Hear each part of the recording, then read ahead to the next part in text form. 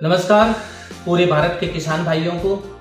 मैंने अपने पहले वाले वीडियो में आप लोगों को बताया था कि मैं आपको बहुत ही जल्द फसल बीमा के बारे में बताने वाला हूं कि फसल बीमा क्या होती है और फसल बीमा करवाने के बाद हमें मुआवजा कैसे मिलता है। और कई बार बीमा कराने के बाद हमारी फसल नष्ट हो जाती है और उसके बाद भी हमें मुआवजा नहीं मिलता, वो क्यों नहीं मिलता, और अगर हमारा कोई फॉल्ट नहीं है और उसके बाद भी अगर हमें मुआवजा नहीं मिल रहा है तो वो मुआवजा हमें कैसे लेना है। तो सबसे पहले मैं आपको ये बता दूं कि इस वीडियो को स्किप मत करना, इस वीडियो को कंप्लीट सुनना, ताकि आपको बीमा पॉलिसी की जो जानकारी है वो बिल्कुल सही समझ में आए और उसके बाद आपको किसी भी प्रकार का कोई नुकसान ना हो फसल बीमा को लेकर। मैं सबसे पहले आपको ये जानकारी दे दूं कि फसल बीमा जो होती है, ये फसल बीमा अपनी फसल की एक सिक्योरिटी होती है। जैसे हम गाड़ी की बीमा कराते हैं, अपने जीवन बीमा कराते हैं, वैसे ही हमारी एक फसल की बीमा होती है।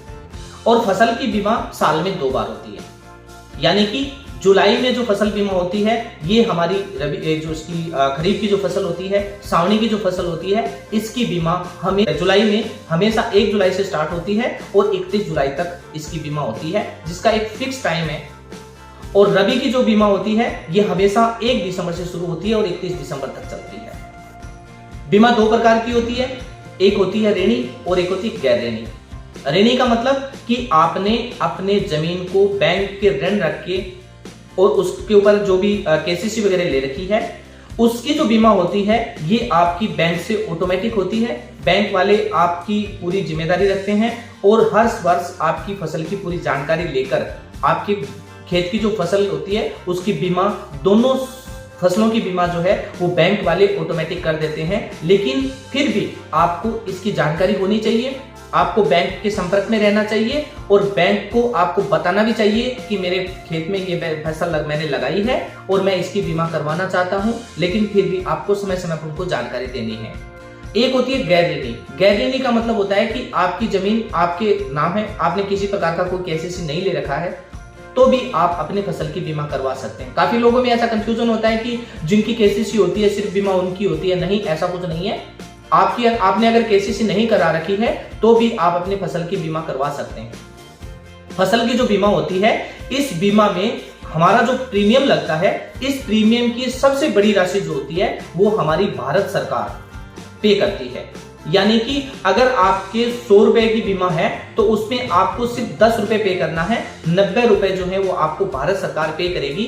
ये एक भारत सरकार की तरफ से किसानों के लिए एक बहुत बड़ा हेल्प और एक बहुत बड़ी सुविधा है कि किसान इतनी बड़ी बीमा की रकम जो है वो पे नहीं कर पाएगा। इसलिए किसान को मद्देनजर रखते हुए माननीय प्रधानमंत्री जी के द्वारा प्रधानमंत्री फसल बीमा इसका नाम दिया गया है, क्योंकि 90% बीमा का जो हिस्सा होता है, जो प्रीमियम का हिस्सा होता है, ये हमारी भारत सरकार पे करती है और हमें सिर्फ 10% ही प्रीमियम इसका पे करना होता है। अब हमने खरीफ की फसल की बीमा करवा ली और बीमा करवाने के बाद हमने प्रीमियम भी चुका दिया और हमें उसकी रसीद भी मिल गई। रसीद मिलने के बाद हमें इसको कैसे अलर्ट रहना है और कैसे हमें क्लेम मिलता है और कैसे हमें सरकार को या बीमा कंपनी को हमें सूचित करना होता है। कई बार क्या होता है कि हम लोग पीछे जितने भी क्लेम आए हैं, जितने भी पीछे जो बीमा हमारी हुई है, उसमें हमने कभी भी ये अपनी जो जोखिम हुई है, जो फसल नष्ट हुई है, इसके बारे में हमने कभी भी किसी बीमा कंपनी को जानकारी नहीं दी। लेकिन फिर भी बीमा कंपनी ने किसानों को समझते हुए कि वो अनपढ़ है, उसको जानकारी नहीं है कि कौन से समय इसकी जानकारी देनी होती है, लेकिन फिर भी वो हमें क्लेम दे देते थे। लेकिन अब नियम चेंज हो चुके हैं, नए नियम आ गए हैं और नए नियम के अकॉर्डिंग किसान को सबसे ज्यादा अलर्ट फसल बीमा कराने के बाद कैसे रहना है और क्या करना है, ये जानकारी अब मैं आप लोगों को बताऊंगा। इसमें चाहे ऋणी हो और चाहे गैर ऋणी हो, लेकिन आपने अपने खेत की या फसल की जो बीमा करवा ली, तो करवाने के बाद इसका प्रोसेस होता है। अगर आप वो प्रोसेस कंप्लीट नहीं करते हैं तो फिर आपको क्लेम मिलने में बड़ी मुश्किल होगी और आपका क्लेम रद्द भी हो सकता है और कुछ भी हो सकता है। सबसे पहले बीमा होने के बाद आपके पास स्टेप बाय स्टेप बीमा पॉलिसी जब चेक होती है कि किसान सही है या नहीं, इसके डॉक्यूमेंट सही है या नहीं, इसने जो डॉक्यूमेंट साथ में स्कैन करके अपलोड किए हैं वो सही है या नहीं, कोई और तो बीमा नहीं करवा रहा है, इस प्रकार की जानकारियां होती है। तो आपको अपने जो भी नंबर वहां पर मोबाइल नंबर डाले हैं, प्रीमियम जो आपने कटवाया था उस समय, उसके ऊपर आपके पास समय समय पर सूचना आती है। सबसे पहले आपको उनको देखना है, उनको समझना है कि आपकी पॉलिसी कहीं बैक तो नहीं आ गई, कोई डॉक्यूमेंट की कमी की वजह से आपकी पॉलिसी रिटर्न तो नहीं आ गई। अगर रिटर्न आ गई तो आपने जहां पे भी पॉलिसी करवाई थी, जिस सीएससी सेंटर पर आपने पॉलिसी करवाई थी या जिस बैंक में आपकी पॉलिसी हुई है, उस वहां पर जाके आपको उसको सूचित करना है, उसको सूचना देनी है कि मेरी पॉलिसी में इस प्रकार का कोई ऑब्जेक्शन आया है, जिसको आप क्लियर कीजिए। क्या चीज का ऑब्जेक्शन है, जो भी कमी है उसको पूरा कीजिए। अगर आपकी पॉलिसी फर्स्ट लेवल पर कृषि विभाग से अप्रूव हो जाती है, होने के बाद इंश्योरेंस कंपनी के पास आती है।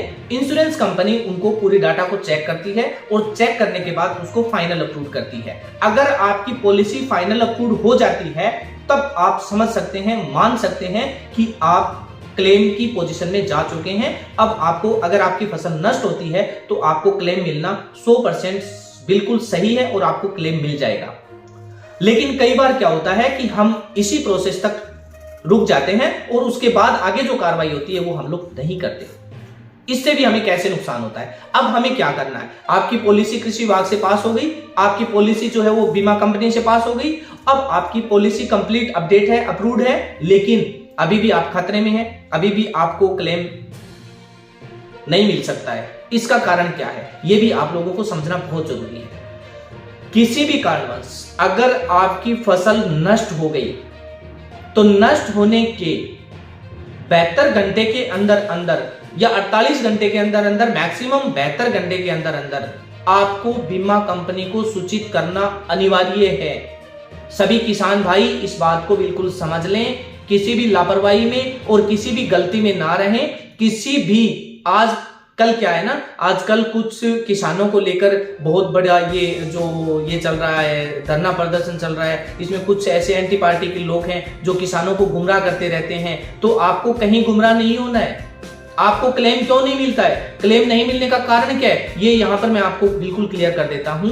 जब आपकी फसल नष्ट होती है किसी भी कारणवश, ओलावृष्टि, अधिक वर्षा, सूखा या फिर किसी कारणवश तूफान आने की वजह से अगर आपकी फसल नष्ट हो गई, तो आपको 72 घंटे के अंदर अंदर बीमा कंपनी को टोल फ्री नंबर पे कॉल करके बिल्कुल क्लियर सूचना देनी है कि मेरे खेत में मेरी फसल नष्ट हो गई, मैंने आपसे बीमा करवा रखी है और बीमा पॉलिसी बिल्कुल मेरी अप्रूव्ड है, लेकिन आज मेरी फसल नष्ट हो गई।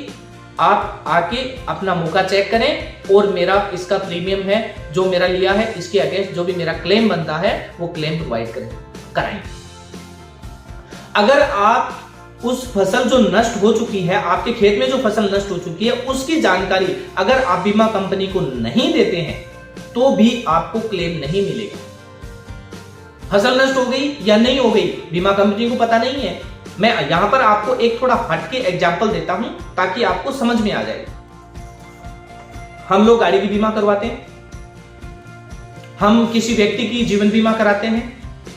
जब किसी व्यक्ति की डेथ हो जाती है और डेथ होने के बाद हम लोगों ने अगर उसकी बीमा करा रखी है, तो हम सबसे पहले उसका डेथ सर्टिफिकेट जारी करवा के उस इंश्योरेंस कंपनी को देंगे जिस कंपनी से हमने उसकी जीवन बीमा करा रखी है, और उसके डॉक्यूमेंट्स, उसका बॉन्ड, ये सारी जानकारी हम लिखित में देंगे उसको कि इस व्यक्ति की ये हमने बीमा करा रखी है, किसी कारणवश इसकी डेथ हो गई अचानक, अब इसका जो भी भुगतान है, इसका जो भी क्लेम बनता है वो क्लेम आप हमें भुगतान कीजिए। बीमा कंपनी को आप डेथ सर्टिफिकेट के साथ एप्लीकेशन देते हैं और उससे रिलेटेड डॉक्यूमेंट देते हैं, और डॉक्यूमेंट देने के बाद कम से कम कितने चक्कर लगाने के बाद आपको उसका क्लेम मिलता है। अब जैसे कि गाड़ी का एक्सीडेंट हो गया, गाड़ी की आप लोग बीमा करवाते हैं और गाड़ी की बीमा कराने के बाद सपोज किसी कारणवश गाड़ी सड़क पे चल रही है और गाड़ी का एक्सीडेंट हो गया, और गाड़ी का एक्सीडेंट होने के बाद आप उस गाड़ी को वहीं छोड़ देते हैं और उस सबसे पहले आप जो इंश्योरेंस की कंपनी है उस कंपनी को कॉल करते हैं और कॉल करके बोलते हैं कि सर मेरी गाड़ी इस लोकेशन पर है और वो एक्सीडेंट हो चुकी है, आप चाहें तो गाड़ी का आके लोकेशन चेक कर लीजिए और इस गाड़ी का जो भी क्लेम बनता है उस क्लेम को प्रोवाइड कराइए। बिल्कुल सर्वाइवर आता है, आपने कॉल किया, आपने सूचना दी इंश्योरेंस कंपनी को, और इंश्योरेंस कंपनी को आपने सूचना दी है कि मेरी गाड़ी एक्सीडेंट हो गई, आप उसको आके चेक कीजिए। वैसे ही आपको अपनी फसल की जो बीमा करवा रखी है। अगर आपके खेत में आपकी फसल अगर नष्ट हो गई तो आपको बीमा कंपनी को सूचित करना है। 72 घंटे के अंदर अंदर बीमा कंपनी को यह सूचना देनी है कि आपके खेत में खड़ी फसल नष्ट हो चुकी है। आप आइए, मौका चेक कीजिए। जिस हलके की जो एग्रीकल्चर लैंड है उस हलके का तहसीलदार अपने पटवारी को कहेगा और पटवारी जाके उस जमीन का निरीक्षण करेगा। इंश्योरेंस कंपनी का बंदा आएगा, इंश्योरेंस कंपनी का बंदा वहां पर जाके उस जगह की लोकेशन को देखेगा कि इसकी कितनी प्रतिशत फसल नष्ट हो गई। उसी के अकॉर्डिंग हमें इसका मुआवजा मिलता है। आज तक किसी किसान ने मेरे हिसाब से किसी कंपनी को, इंश्योरेंस कंपनी को अलर्ट नहीं किया। क्यों नहीं किया? क्योंकि एक सर्वे होता है, उस सर्वे के दौरान हमारे भी डाटा जो है वो ऑटोमेटिक एक साथ चले जाते हैं, इसलिए हमें कंपनी को सूचना करने की आवश्यकता नहीं पड़ती। हम कभी भी बीमा कंपनी को सूचना नहीं करते। लेकिन अब ऐसा नहीं है, अभी रिलायंस कंपनी आ गई है। रिलायंस कंपनी को समय समय पर अगर आप सूचित करेंगे, समय समय पर आप अगर उनको जानकारी देंगे तो ही आपकी इंश्योरेंस जो है वो उसका क्लेम होगा। आपकी फसल अगर नष्ट हो चुकी है तो उसका क्लेम होगा, वरना आपको क्लेम नहीं मिलेगा। आप चाहे ही किसी भी नेता के बहकावे में आकर कोई भी धरना प्रदर्शन करें, कितना भी सरकार के अगेंस्ट बैठे, उससे कोई भी फर्क नहीं पड़ता है, क्योंकि जो कार्रवाई आपको करनी थी वो आपके नेता ने आपको नहीं बताई और आपको गुमराह करके आपको कहीं धरने पे बिठा दिया। ऐसा हम लोगों को नहीं करना है। हम लोगों को सबसे विशेष करके यही ध्यान रखना है कि अगर हमारा मुआवजा नहीं आया तो उसका कारण क्या था। क्या हमने मुआवजा क्लेम करने के लिए हमने पहले से इंश्योरेंस कंपनी को सूचना दी थी? हमने नहीं दी तो क्या कर सकते हैं? फसल नष्ट हो गई, इसकी क्या गारंटी है फसल नष्ट हो गई? आपके खेत में फसल लगाई थी या नहीं लगाई थी, किसको पता है? किसको कहा था आपने कि हमने फसल लगाई है या नहीं लगाई? अगर आप फसल लगा रहे हैं तो बाकायदा आप शपथ पत्र पर लिख के दे रहे हैं कि मैंने इतना बीघा जमीन पर ये अनाज लगाया है, इतना बीघा जमीन पर मैंने ये अनाज लगाया है। फसल नष्ट हो गई तो भी आपका परम कर्तव्य बनता है कि आप उनको जानकारी दो। आप जब उनको जानकारी दोगे तभी वो आकर आपकी लोकेशन को चेक करेंगे और लोकेशन को चेक करेंगे तभी जाकर वो आपको उस दायरे में लेंगे कि हाँ रियल इस किसान का प्रीमियम कटा हुआ है और इसकी इंश्योरेंस हुई है, लेकिन उसके खेत की फसल नष्ट हो गई। आपको 100% किसी भी वकील की जरूरत नहीं पड़ेगी, किसी भी वकील को करने की आवश्यकता नहीं है कि मेरा मुआवजा नहीं आया मुझे क्लेम दिलाइए।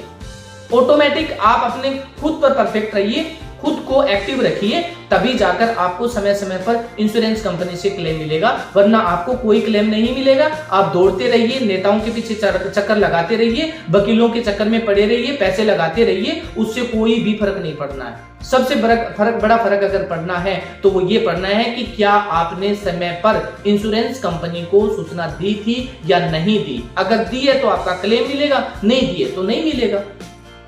एकदम सीधा सवाल है, कोई प्रॉब्लम नहीं है। इसलिए जितने भी हमारे भारत के किसान हैं, जितने भी राजस्थान के किसान हैं, उन सब से मैं यही कहना चाहूंगा कि प्लीज आप लोग समय पर अपनी जो भी बीमा, जो फसल बीमा होती है, इनकी सही समय समय पर पूरी सूचनाएं देखा कीजिए, पूरी जानकारी अपने पास रखा कीजिए और जो भी फसल नष्ट होती है तो उसकी सूचना समय पर बीमा कंपनी को दीजिए, कृषि विभाग को दीजिए और आपके नजदीकी जो भी तहसीलदार पटवारी है उस पटवारी को दीजिए, ताकि आप क्लेम से वंचित ना रहे और समय पर क्लेम आपको मिलता रहे। और जो फर्जी नेता हैं उन नेताओं से बचने की कोशिश कीजिए, जो आपको बार बार गुमराह करते रहते हैं, जो आपको बार बार ब्लैकमेलिंग करते रहते हैं और आपको इस प्रकार की जानकारी नहीं देकर, गलत जानकारी देकर भ्रमित करके आप लोगों को आंदोलन के जरिए धरना प्रदर्शन पर बिठाते रहते हैं। उनसे आप बचने की कोशिश कीजिए, जब बहुत ही अच्छा रहेगा आपको। राम राम।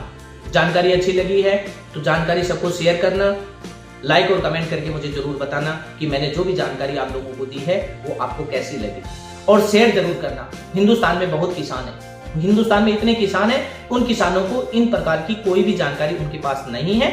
इसी वजह से वो किसी न किसी के शिकार बने ही रहते हैं, क्योंकि किसान अनपढ़ होता है, पढ़ा लिखा नहीं होता, और नहीं पढ़ा लिखा होने के कारण कुछ पढ़े लिखे किसानों के चक्कर में आकर वो अपनी पूरी की पूरी जो है वो नुकसान कर लेता है। इसलिए आप लोग उनसे बचिए और अपने समय समय पर अपनी जो भी कार्रवाई है वो समय